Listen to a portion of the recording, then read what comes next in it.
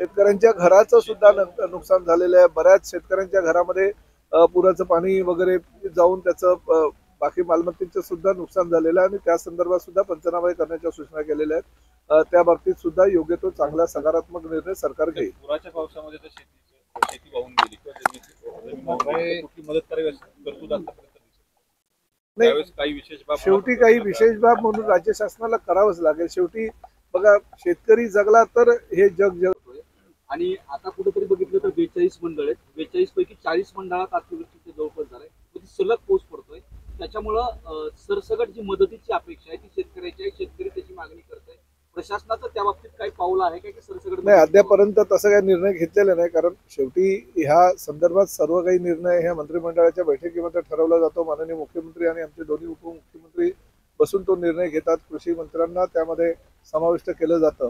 परंतु जी ह्या वर्षीची परिस्थिती आहे ती फक्त धाराशिव नाही, राज्यातील अन्य जिल्ह्यांमध्ये सुद्धा फार मोठ्या प्रमाणामध्ये काही ठिकाणी अवकाळी पाऊस झालेला होता। तर आता अतिवृष्टीने तर पूर्ण महाराष्ट्रामध्ये ठिकठिकाणी अतिशय वाईट परिस्थिती निर्माण झालेली आहे। त्यामुळे सगळ्यांची दखल घेऊन मुख्यमंत्री आणि आमचे दोन्ही उपमुख्यमंत्री योग्य निर्णय घेतील। परंतु शेतकऱ्यांना जास्तीत जास्त मदत कशी मिळवून देता येईल यासाठी या राज्याचा मंत्री म्हणून, फक्त धाराशिव जिल्ह्याचा पालकमंत्री नव्हे तर धाराशिव जिल्ह्याचा मंत्री म्हणून मी पुढाकार घेईल आणि जास्तीत जास्त मदत आमच्या शेतकऱ्यांना मिळवून देईल। सुधारित पीक विमा धोरणामुळे जे 4 ट्रिगर आहेत ते काढलेले आहेत, त्यामुळे पावसामुळे झालेल्या नुकसानीची भरपाई मिळणं थोडं अडचणीचं ठरतंय।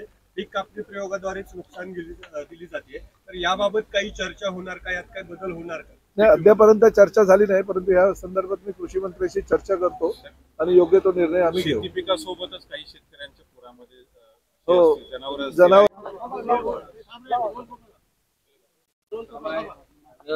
साहेब अतिवृष्टीनं नुकसान झालं, काय शेतकऱ्यांच्या व्यथा आहेत आणि राज्य सरकार व्यथा एकदम भयानक आहे। ज्या परिस्थितीमध्ये शेतकरी आपले जगतायत, म्हणजे 2 वेळा पेरणी केल्यानंतर सुद्धा अतिवृष्टीमुळे ही जर अवस्था झाली असेल तर ती अतिशय क्लेशदायक आहे। आणि मी जिल्हाधिकारी त्याचबरोबर आमच्या कृषी खात्याचे सगळे अधिकारी, बाकी आमच्या संबंधित डिपार्टमेंटच्या सर्व लोकांना मी सूचना केलेल्या आहेत की ताबडतोब सगळे पंचनामे करा आणि पंचनामे करून ताबडतोब लवकरात लवकर असं शेतकऱ्यांना शासनाकडून मदत मिळेल याची दक्षता तुम्ही घ्या।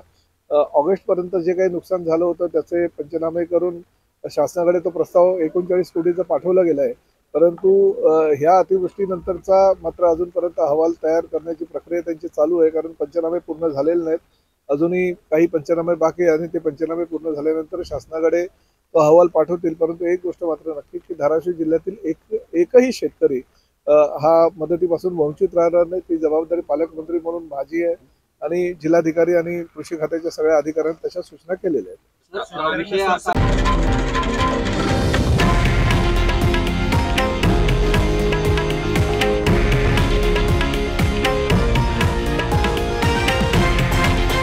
हे आहे देशातील नंबर 1 न्यूज नेटवर्क आणि आपण पाहत आहात TV9 मराठी, एकमेव।